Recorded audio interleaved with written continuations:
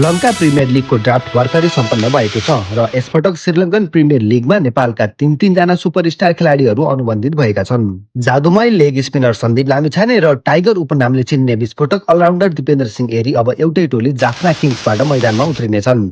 अर्कोतर्फ नेपालका opening batter कुशल भुर्तेललाई कोलम्बो क्याप्सले आफ्नो टोलीमा भित्राएको छ। आजको भिडियोमा हामी यी खेलाडीहरूको आबद्धता, उनीहरूले पाउने मोटो रकम, खेलको तालिका र नेपाली क्रिकेटलाई यसले पुर्याउने फाइदाबारे सम्पूर्ण विवरण प्रस्तुत गर्नेछौँ। भिडियोलाई अन्तिमसम्म हेर्नुहोला र च्यानल सब्स्क्राइब गर्न नभुल्नुहोला। सबैभन्दा पहिला कुरा गरौँ लङ्का प्रिमियर लिगको सबैभन्दा सफल टोली जाफना किङ्सको। 4 पटकको एलपीएल विजेता जाफना किङ्सले यसपटक नेपाली खेलाडीहरूमा ठूलो भरोसा देखाएको छ। टोलीले सन्दीप लामिछानेलाई क्लासिकल क्याटेगोरी अन्तर्गत 20,000 अमेरिकी डलर अर्थात् करिब 26 लाख भन्दा बढी नेपाली रुपियाँमा अनुमोदन गरेको छ। सन्दीप यसअघि पनि विभिन्न अन्तर्राष्ट्रिय फ्रान्चाइज लिगहरूमा खेलिसकेका अनुभवी बलर हुन्। रोचक कुरा त के छ भने जाफना किङ्सले सन्दीपसँगै नेपालका the tiger the Dipendra Singh एरीलाई एसोसिएट स्टार क्याटेगोरी अन्तर्गत 15,000 अमेरिकी डलर करिब 20 लाख नेपाली रुपियाँमा आफ्नो टोलीमा सामेल गरेको छ।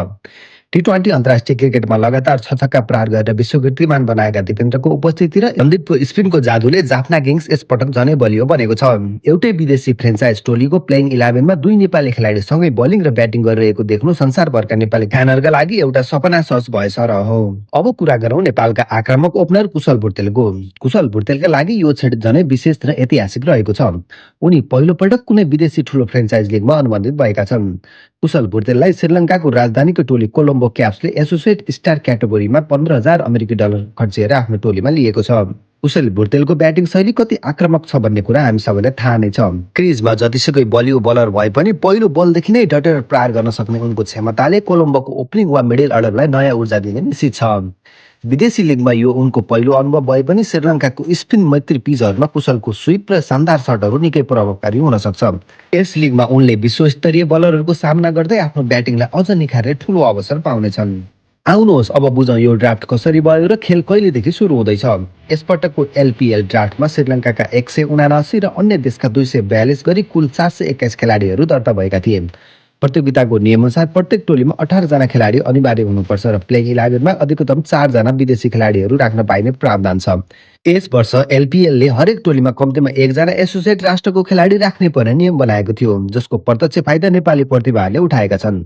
यो प्रत्यक्ष प्रतियोगिता 17 जुलाईदेखि 8 अगस्तसम्म श्रीलङ्काका विभिन्न रङ्गशालाहरूमा आयोजना हुनेछन्। प्रतियोगिताको उद्घाटन खेलमै 17 जुलाईमा सन्दीप र दिपेन्द्रको टोली जाफना किङ्सले ग्यालेक्ससँग सामना गर्नेछ। एलपीएल हुने समयमा नेपालको ICC cricket world cup league 2 अन्तर्गत नेदरल्यान्ड र नामिबियासँगको त्रिकोणात्मक सिरिज पनि पर्न सक्ने सम्भावना छ।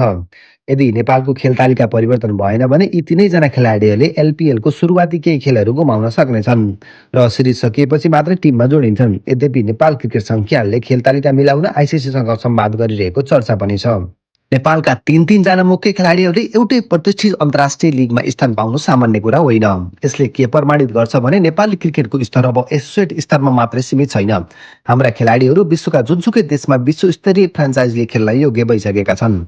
सन्दीप लामिछाने र दिपेन्द्र सिंह एरीले जाफना किङ्सलाई 5औं पटक उपाधि दिलाउन कस्तो भूमिका खेल्नेछन् अनि कुशल भुर्तेलले कोलम्बो क्याप्सबाट कसरी रनको वर्षा गर्नेछन्, यो हेर्न सम्पूर्ण नेपाली क्रिकेट फ्यानहरू निकै आतुर छन्।